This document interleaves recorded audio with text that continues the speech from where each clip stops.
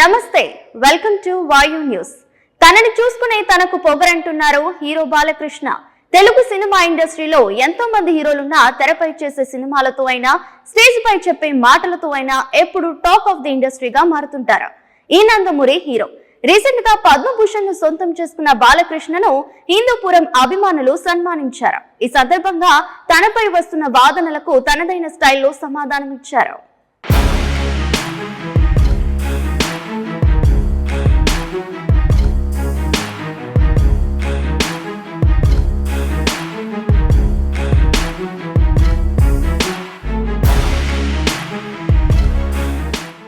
On screen అయినా off screen అయినా ఎప్పుడు ఫుల్ ఫైర్ మీద ఉంటాడు హీరో బాలకృష్ణ. ముక్కుసూటిగా మాట్లాడడం ఈ హీరో నైజం. సినిమాలతో పాటు రాజకీయాల్లో కూడా రాణిస్తున్న ఈ నందమూరి వారసుడికి ఈ మధ్య పద్మభూషణ్ అవార్డు దక్కింది. ఈ నేపథ్యంలో హిందూపురం ప్రజలు సన్మానించారు. ఇక ఈ వేడుకలో పాల్గొన్న Hindupur MLA cine hero Balakrishna తనదైన స్టైల్లో మాట్లాడారు. మీ అభిమానానికి నా శిరస్సు వంచి నా కృతజ్ఞతలు తెలియజేసుకుంటున్నాను. ముఖ్యంగా ఈరోజు నన్ను ఈ పద్మభూషణ్ వరించిన సందర్భంగా ఇక్కడ హిందూపురంలో ఈ పౌర సన్మానం చేస్తున్నందుకు ఒక రకంగా నాకు రెండో పుట్టినిల్లు హిందూపురం. మా నందమూరి వంశానికి హిందూపురం అంటే నందమూరి పురం. ఈ వేడుకల్లో హీరో బాలకృష్ణ మాట్లాడుతూ పద్మభూషణ్ ఇవ్వడము మీకు చాలా ఆలస్యమైందని చాలా మంది అన్నారు. కానీ నాకు ఇదే సరైన సమయం అని చెప్పాను. స్వర్గీయ ఎన్టీఆర్ శత జయంతి నిర్వహించుకోవడము, మూడోసారి ఎమ్మెల్యేగా గెలవడము, వరుసగా 4 సినిమాలతో బ్లాక్ బాస్టర్ హిట్లు అందుకోవడం, హీరోగా 50 ఏళ్లు పూర్తి చేసుకోవడం, పద్మభూషణ్ రావడానికి ఇంతకన్నా మంచి సమయం ఏముంటుందని భావిస్తున్నట్టు తెలిపాడు. పద్మభూషణ్ చాలామంది అన్నారు చాలా ఆలస్యంగా ఇచ్చారు మీకు అని. నేనన్నా కాదు సరైన సమయంలోనే ఇచ్చారు. అంత దైవలిఖితం. ఏది జరిగినా నా జీవితాలన్నీ కూడా సంఘటనలు కూడా అలాగే జరిగినాయి. నేను అటు cancer hospital Basavataraka Indo American cancer hospital research institute chairman అయితేనేమి, లేకపోతే ఇటు ఒక శ్రీరామరాజ్యంలో రాముడిగా వేషం వేయడం ఏంటి, అలా ప్రతిదీ నా జీవితంలో ఎంతో సారూప్యం. నా నిజ జీవితంలో సంఘటనలకి నేను సినిమాలు చేసిన పాత్రలకి ఎంతో సారూప్యం అలా కలిసి వచ్చింది నాకు. నేనన్నా లేదు ఇదే సరైన సమయం. ఎందుకంటే నాన్నగారిదేమో శత జయంతి జరుపుకున్నాం, ఆ తర్వాత నాకు వచ్చింది. ఆ తర్వాత నేను 3వ ఎమ్మెల్యేగా ఎన్నికయ్యాను, ఆ తర్వాత నాకు వచ్చింది. ఆ తర్వాత Basavataraka Indo American cancer hospital research ఇన్స్టిట్యూట్కి చైర్మన్గా 15వ సంవత్సరంలో అడుగుపెట్టాను మొన్న మార్చి నెలలో. ఆ తర్వాత నాకు వచ్చింది.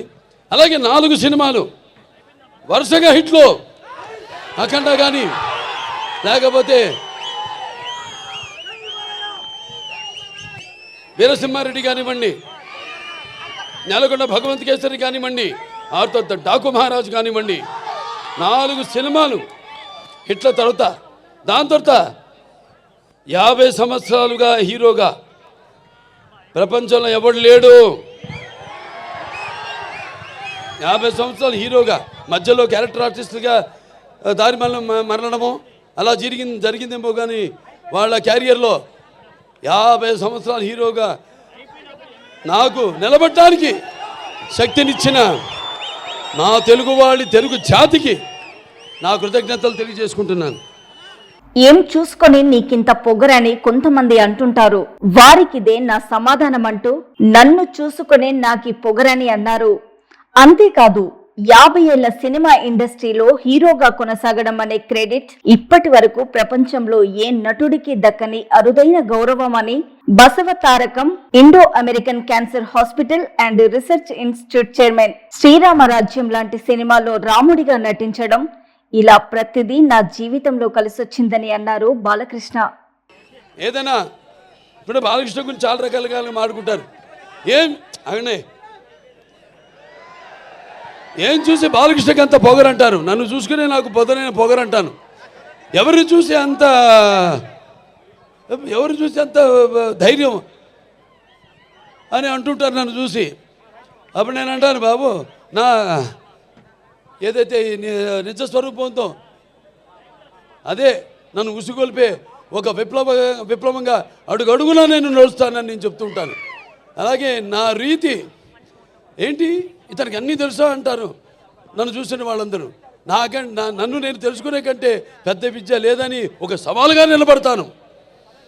నా మాట సూటిగా ఉంటుంది, నా మాట ముక్కు సూటిగా ఉంటుంది, నా వీక్షణం తీక్షణం దర్శనమిస్తుంది. అలాగే నా తీరు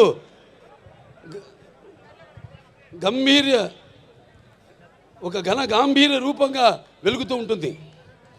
ఒక నటుడైనంత మాత్రాన ఎమ్మెల్యే అవ్వాలని లేదు. వరుసగా ఎంతోమంది వచ్చారు రాజకీయాల్లోకి, ఇవాళ నామరూపాలు లేకుండా పోయారు, అడ్రస్ లేకుండా పోయారు. కానీ ఇవాళ ఇక్కడ పనులు చేశాం కాబట్టి నన్ను గెలిపించారు. ఊరికేదో సినిమా యాక్టర్ లేకపోతే రామారావు అబ్బాయి అయినంత మాత్రాన పనులు చేయాలి. ఎంతో కొంత మనం సమాజానికి కూడా మన వంతు బాధ్యత ఉంది ప్రతి ఒక్కరి మీద. అందరూ కూడా మన వంతు మన సంపాదించిందే కాదు, ప్రజలకి ఎంత మనం తిరిగి సమాజానికి ఇచ్చాం అన్నది చాలా ముఖ్యం.